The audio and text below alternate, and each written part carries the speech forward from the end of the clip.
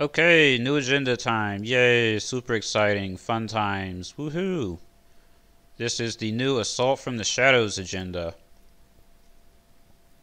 I will be playing this week Lannister Assault from the Shadows. What is the other two? Martell Assault from the Shadows and Tyrell Assault from the Shadows. I think those are pretty clearly the three factions best suited to the agenda and the whole Shadows theme in general. I guess I'll take a moment to talk about the agenda a little bit first. Even in the factions that are quote unquote suited for this agenda, it's really not. I have to say, it doesn't bring that much to the table, unfortunately. So, first of all, let's talk about using the agenda to put cards into shadows that actually have the shadow keyword. You can use it to put those in for free by kneeling your faction card. So you basically kneel your faction card to save 2 gold. And this causes the agenda to compare badly to fealty, because it also reduces your gold value on your plot by 1. And with fealty, you can basically kneel your faction card to gain 1. So if you were using fealty instead of this agenda, it would still, that's the same amount of effective gold as if you're using this agenda to put a shadows card in the shadows for 0 instead of 2. So then it's basically a bad version of fealty. It's basically a fealty that requires you to run a bunch of shadow cards instead of loyal cards. And I'm fairly confident that there are more and better loyal cards to use than there are shadow cards at the moment. So the utility of this agenda, the way to justify it, really comes from either cards that have new synergy or new abilities basically when you put them into shadow, which previously could not be put into shadow, and synergy with cards that somehow interact with the shadows mechanic, with probably the most notable single one of those being the Tyrell Queen of Thorns, who can bring any card out of shadows for free when she wins a challenge, because obviously with this agenda you put your Renly Baratheon in shadows, and then you bring him out of shadows and into play for 0 gold. And all you have to do is win a challenge with a stealth character, which is pretty damn easy if your opponent doesn't have an answer like a Nightmares or a Milk or whatever. That's something that actually can justify running this agenda, and is quite powerful if you can pull it off. But that's for the Tyrell deck. So there are a few things that you can do to this end, but I do have to say, again, there is just a dearth of cards which really get that much better or suddenly become worth using or whatever just because you put them into shadows, on their own at least, without any type of synergy from other cards. It basically has to be a card that has an enters play effect and that gains some type of special, or some, either it costs less gold or maybe it gets an extra surprise factor or something from being put into shadows. And basically all the cards that qualify for this are in Martell. In Lannister, well, to be fair, there's 2 cards. First of all, there's the Hound. When you put him into shadows, he basically becomes ambush 3 instead of ambush 4. Which is pretty unimpressive, but okay, I guess you did save 1 gold. And then I guess more notably is Bronn, because you can just bring him out in challenges phase, and then you don't have to worry about the marshalling action where people can pay 1 to take control of him. And it's very cheap to bring him out, just 1 gold, and you get a surprise 5 strength Tricon to defend on your side. That's reasonable. That's actually something kind of cool that the agenda can do. But I think those are literally the only Lannister cards that really qualify for this out of the entire faction that I could see. And that's pretty disappointing for the agenda, I have to say. The most notable sort of synergy, bonus synergies, I guess you could say. Yeah, we'll call them shadow bonus synergies. That you can get is basically all in Martell. And a lot of it comes from the Shadow City. But probably the nastiest thing you can do in Martell, and this is actually pretty damn strong and potentially game-winning, is you can put Gaston Grey into shadows. And now the opponent, normally it's pretty easy to play around Gaston Grey, but when it's in shadows, not so much. So the opponent thinks that they're going to do a power challenge with their duplicated Robert Baratheon, and all of a sudden Gaston Grey pops out of shadows. Oops, that's not very much fun. I've had more than one person rage quit when I was playtesting when that happened. So, but that's for the Martel deck. Overall, I'm not that impressed with this agenda. I don't think it's very good. I don't think it's really going to be viable competitively. But I should say that while that may sound like I'm complaining, I think that's actually fine. I prefer that the developer, Fantasy Flight Games, err on the side of caution with these agendas. I would much rather that they print something which is not that strong and doesn't really see much play. Like, I think this agenda is going to be up there with Greenside or the Conclave, like sort of a fun, weird agenda that's not really very good. I'd rather have agendas like that than agendas which are overpowered or stupid and begin to warp the game around them, such as the Wars to Come. And to be fair to the Wars to Come, I'm not even sure that that was an overpowered agenda, but it was very obnoxious, the amounts of sort of homogeneity and cookie cutter decks that it enabled and encouraged. Like, every single deck was, X Faction, Wars to Come with all the same cards, basically. That got very old very fast, and so I was glad to see that on the restricted list. So, enough about the agenda in general. Let's get into the Lannister Assault deck that I've made for today. Let's talk about the draw deck first. The plots aren't really super interesting anyways. I've put together basically a fairly normal Lannister deck with all of the worthwhile sort of Assault Shadows little tricky stuff that I could think of, or basically come up with or find a way to cram in. So I will go down and highlight the cards that stand out aside from a sort of like normal Lannister good cards deck. We went over Bronn a moment ago. He's also pretty good with Flea Bottom and Goldmine. We've got, Cat's Paw is a Shadows character, and this guy can actually be pretty damn good on like a trade route's turn, or if you're just getting a ton of challenges gold from Tyrion and stuff. He can actually screw some people up, but he is very expensive to actually use his ability. We've got the new Cersei Lannister. Let me get a break to take a sip of coffee here.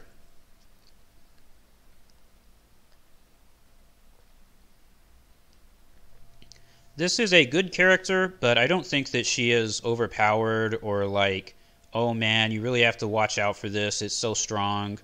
Because like hand control and taking cards out of people's hands is just not that overpowered right now, because the meta is focused so much on the immediate tempo, like I've described in the past. So let's say I discard somebody's hand with this, they're just going to play like you win or you die anyways. They really don't care.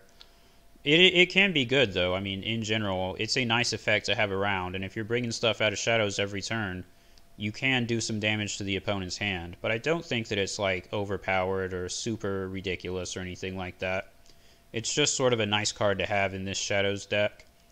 And the ability is 3 times per phase, but it's difficult to actually get it 3 times per phase because it's hard to actually get 3 things into Shadows in like a reasonable manner where you're not, going out of your way and putting stuff into Shadows and wasting gold on it that you really didn't want to.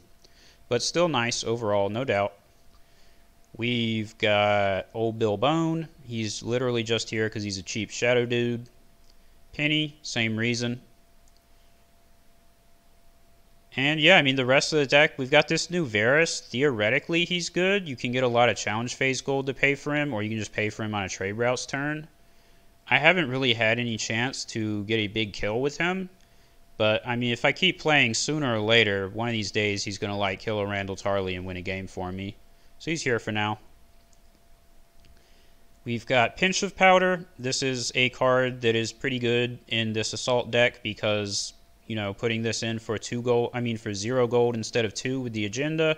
This is a card that wins the game when you can actually activate it, so we might as well. It does give our agenda something to do.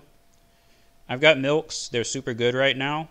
I don't know. I feel like Milk has always been a super good card, but in this deck it has sort of 2 reasons to be here. One is Peace and Prosperity, and then the second is with Assault from the Shadows. If there is nothing that you want to put this onto yet, and you're marshalling before the opponent, you put this in Shadows, and then when they marshal their 7-cost character, you can bring it out of Shadows and attach it to the character right away, instead of having to wait next turn to milk it.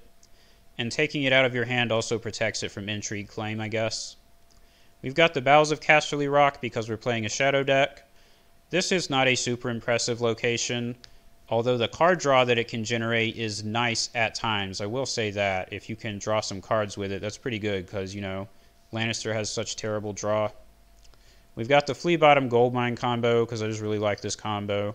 Did have to go down to only 2 Flea Bottoms to accommodate everything that I wanted to put in the deck, so that probably means I'll never draw Flea Bottom.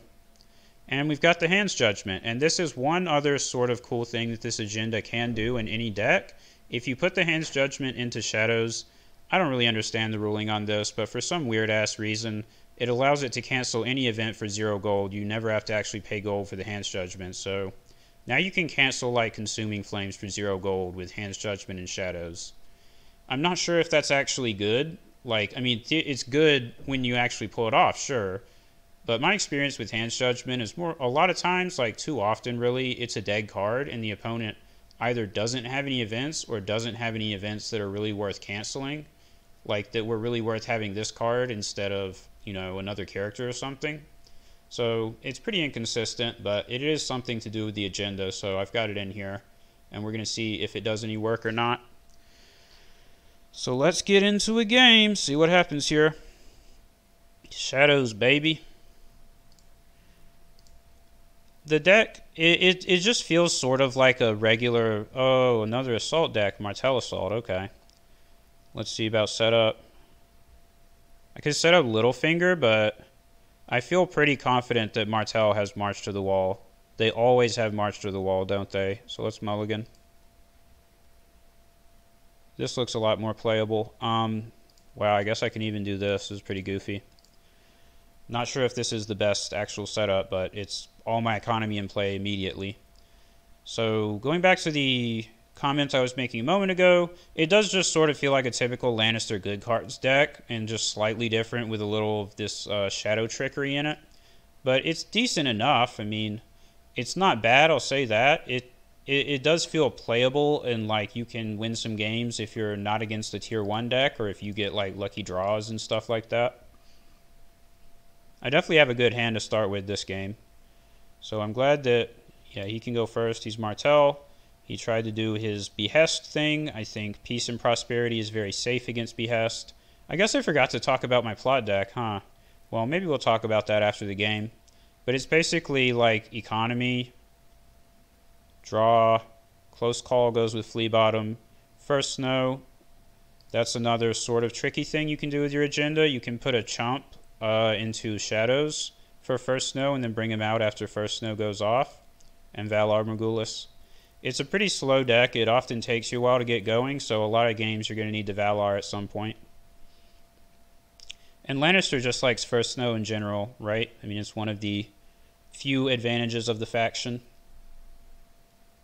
So I'm going to be able to use all my peace discounts. That's very nice. I guess I will put Penny in the Shadows. That seems like the best Shadows dude for the time being.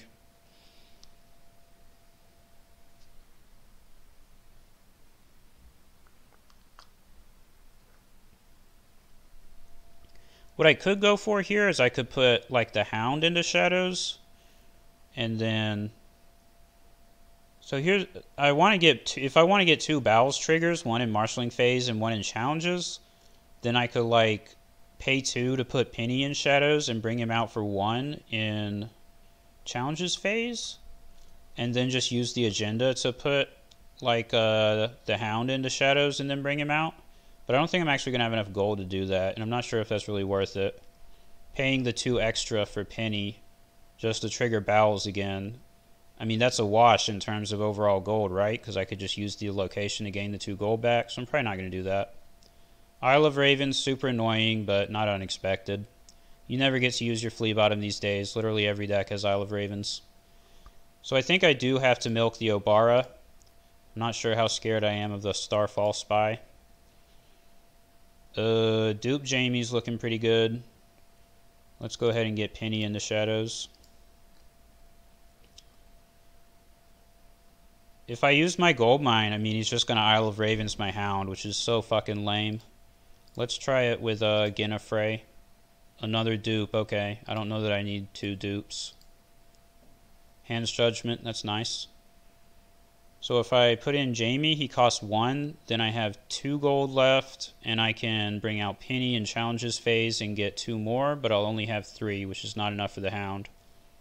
Alternatively, I could just try to go with Hound Ambushes. I think I'm going to go for Jamie.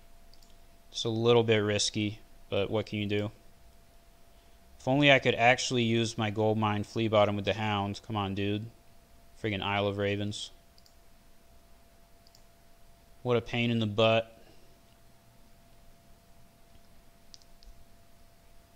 I'm not sure if Jamie's really like the best big character for this deck, but I just couldn't really think of what else to use that was really worth it. It's like Kevin Lannister, Ilan Payne. I guess Ilan Payne would have been good here.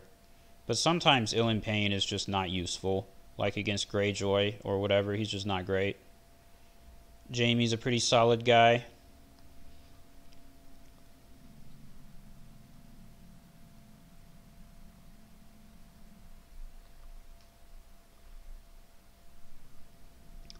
Maybe I should have put my Hound into Shadows instead of Penny, since I have 2 gold left over, which will be awkward for me to spend. That is one sort of fun thing about playing with this agenda, is it's almost like you have a puzzle you're trying to figure out, trying to think of like what is actually the best way to use your agenda in a way that is efficient or that matters for you. Oh, okay, well I guess we're not showing this game. I've already recorded talking about the deck and everything, so I'm just going to get into another game. I don't feel like restarting the recording. Screw you, guy, having to leave. Man, I had a good start in that game, too. Maybe he got triggered that I put milk on his Obara. He was like, screw this, I'm not playing.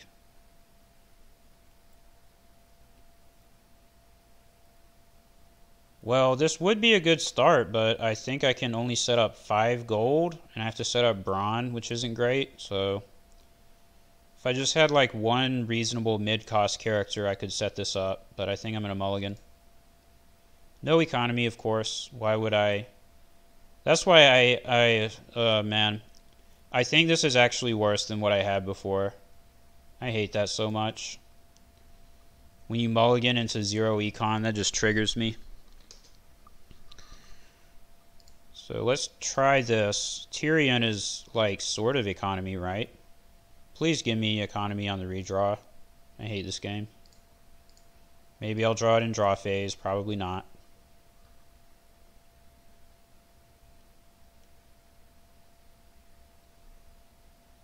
Late Summer Feast. Okay. Do I make him first? I don't really see why I wouldn't, so let's do it.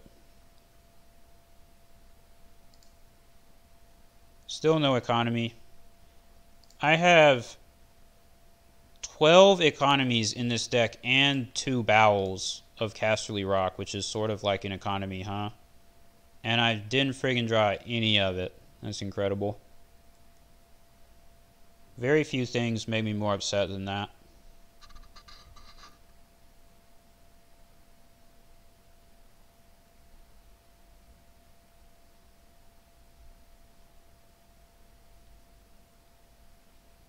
Well, his side of the board's looking pretty scary.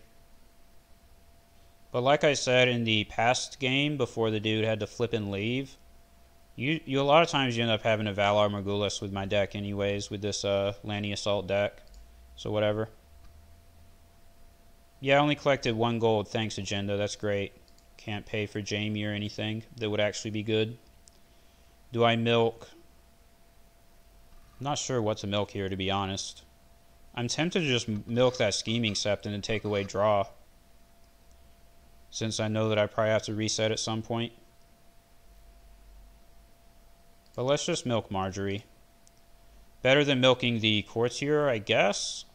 I don't know. Then Pycelle, probably. He said bitch. Ha. Okay.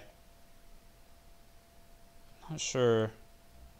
Is maybe I marshal the Hound and try to defend military with him. Yeah, I think I'm fine with that.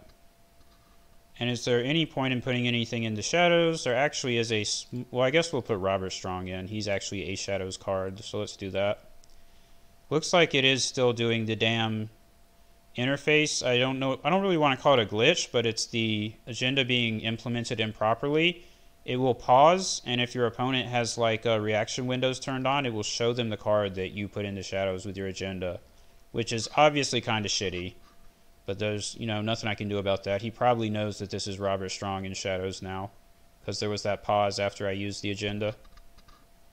I'm going to defend this and discard because I have no economy, so what's the fucking point in holding on to stuff? I'll never be able to pay for it anyways. Wow, got a flea bottom discard. That's crazy. Maybe that's like making up for my lack of luck with drawing econ. Not gonna defend this. I'm gonna draw anyways off his late summer feast. Got my hand's judgment, of course. Well, at least I get an insight. That's nice.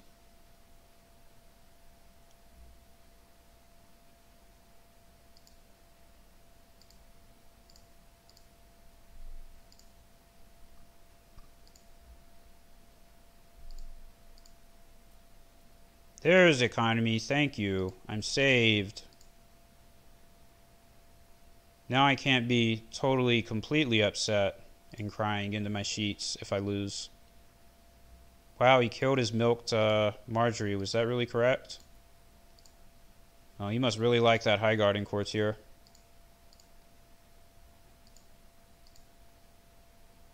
So this isn't terrible, all things considered, given that he started with Late Summer Feast.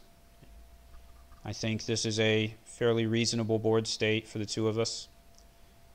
I could do First Snow, but that would make me look like an idiot for keeping my Hound in play, so I'm not going to do that. Maybe Noble Cause. Seems like the only reasonable option. The King in the North. Okay. He must have Renly in his hand. Frustrating. But pretty much guaranteed against Tyrell. You just have to put up with that. Hopefully you don't have a save and I play Valar.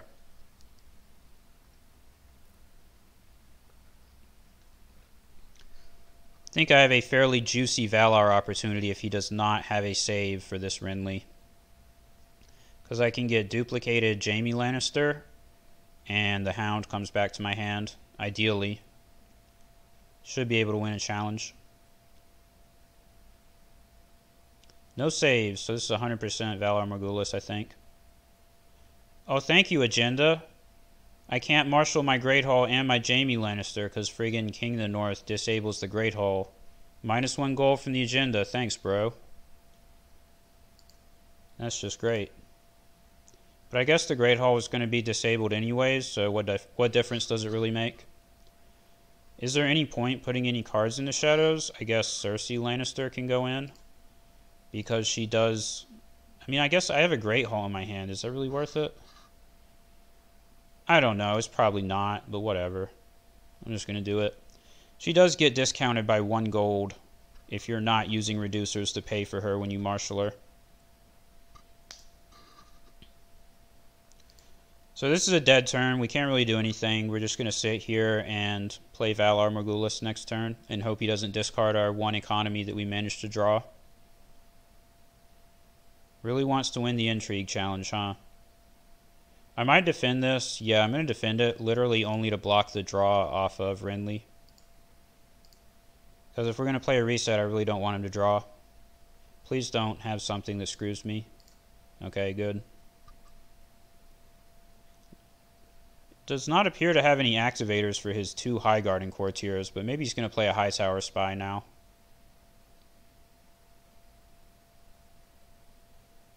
Queensguard. Okay.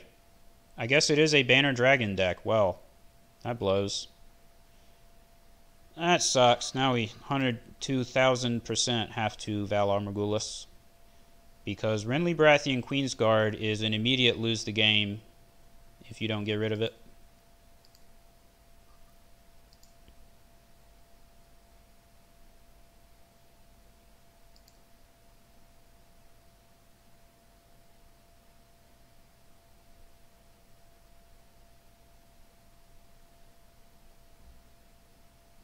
I really don't like Queensguard. I guess I'll just go ahead and say that. Probably will not be able to bring the Hound back to my hand, and I still have to Valar Morghulis because this is way too overpowered. But I can use Close Call on the Hound, like the turn after that.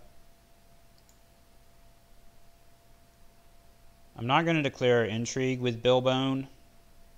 I don't think I should declare any challenges because he's just going to stand his Renly and draw more cards, so I'm just going to pass.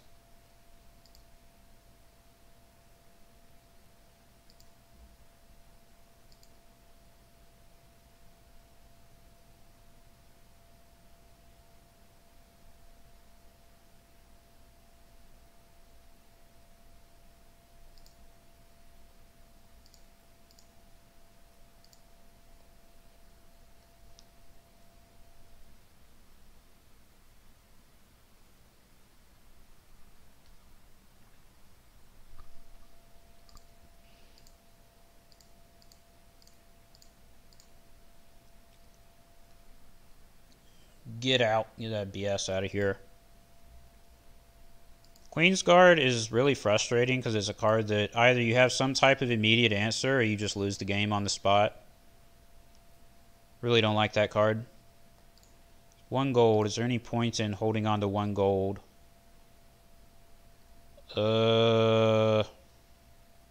Shoot. Do I want a bodyguard or do I want a milk in shadows? I think I want the milk in shadows. So I do have my merchant for claim soak. And this way, if he marshals something scary, I can still milk it. See? That was worth it. 100%.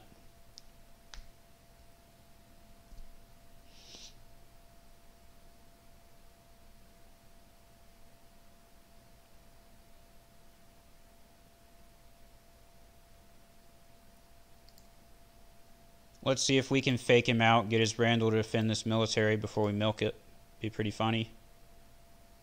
3 gold is pretty suspicious. Probably has a high tower spy.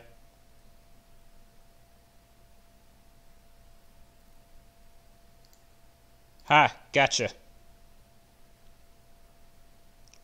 It's nightmares, except it's permanent.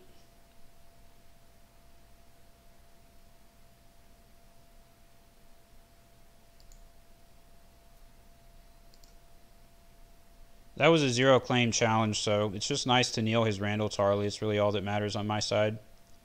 I don't think there's any point in doing more challenges. No, there's not. 0 claim, so we'll just try to defend. We've somehow managed to finagle our way into a not totally awful situation. We got super lucky that we had 2 duplicates to use with Valar Morghulis. Do I defend this? I guess. Yeah, I still have a 5 strength intrigue icon if he has like another high tower spy. You don't have gold for that anyways.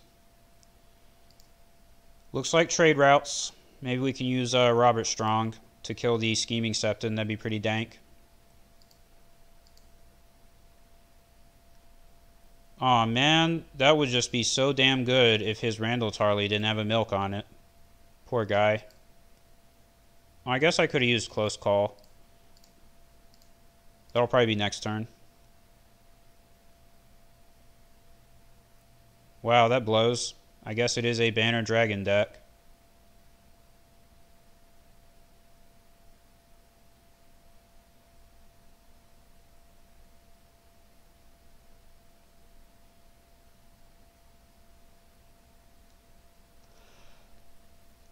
I guess I'm not winning any military or power challenges this turn.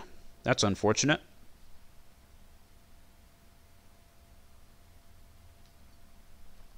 Maybe I can win a power by stealthing in with Tyrion. Let's do this. All of this. There's like literally nothing worth putting in shadows at this point with the agenda. I guess I have the ability to do this. Gold mine. Oh, thank you. That worked out.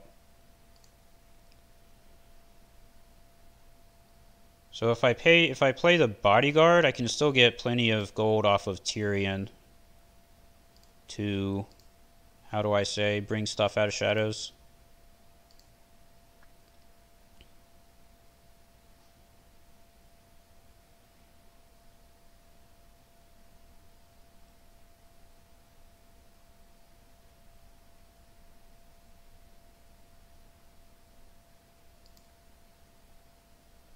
If I lose this game, I actually don't think I can really blame it on the lack of economy. I think it will actually be because... Guess I'm going to let him have this. Because Queensguard followed by Randall Tarley. Both of those are instant win characters, and he had an answer for the milk, so not much you can do. I actually was able to get most of my junk out despite not drawing economy.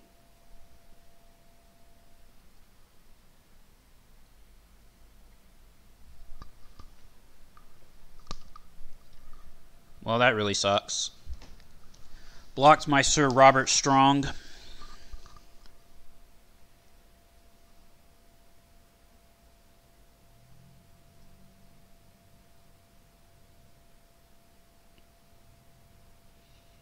I'll defend this with Shay. I don't have anything better to spend the gold on now that he blanks my Tyrion. I can't get a Shadows character.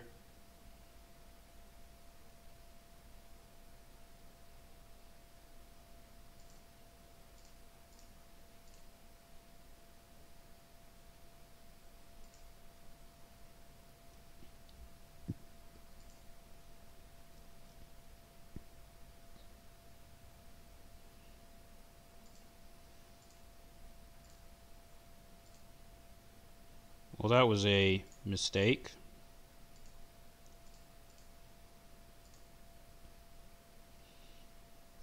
Double-clicked that for some reason.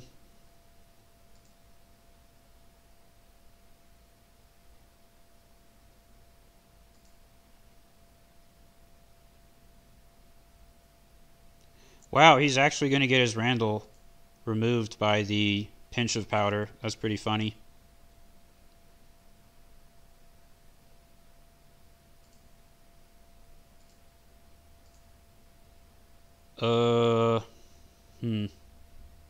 Yeah, we can do it this way, can't we? This is pretty goofy. This is actually going to happen right now. Oh, man, I misplayed. I forgot my Tyrion doesn't have stealth. That's fine. I don't think it matters.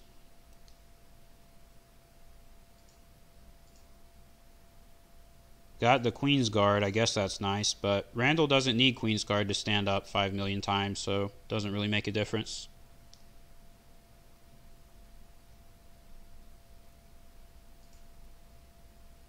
If he had not blanked my Tyrion and I could have paid for one of my 5 gold Shadows characters that turn, I'd like my chances a lot better.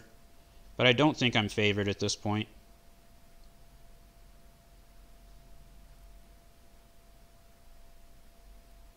I suppose I will go first because I have Sir Jaime Lannister.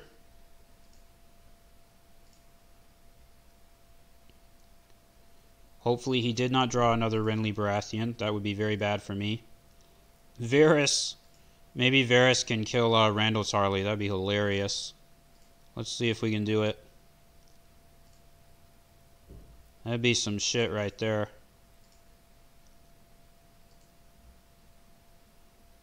Oh man, am I just going to save my gold and go for it? I can't pay for Tywin, so I guess I am. Let's see if we can gold mine something playable. That's playable, right?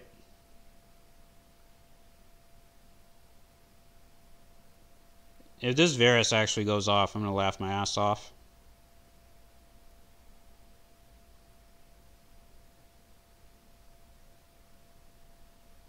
Oh man, he has the Queensguard too. This is going to be spicy. Let's do it, man. Get out. Oh my gosh, get wrecked. That's fucking amazing. Got him!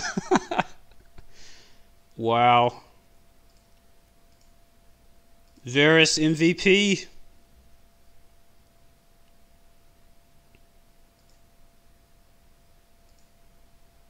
Man, if I win this is one hell of a game.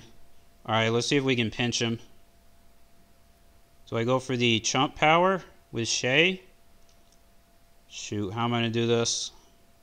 I need to do intrigue first, I think. That's what I'm going to go for. I'm going to go for an intrigue that is... Yeah, we're going to do it this way. So this way, if we're going to double stealth here, and he has to be really smart and kneel both chomps to block pinch of powder. Let's see if he's smart. He's not smart. Oh no! Oh no! Ah! Oh my gosh, dude! Wow. Assault from the shadows, overpowered, man. It's way too strong.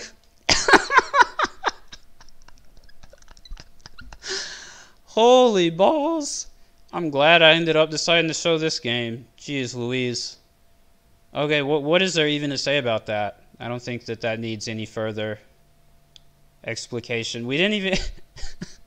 didn't really get to show the cool shadow stuff with like Cersei or Hand's Judgment or anything. Just totally derped him out. That was great.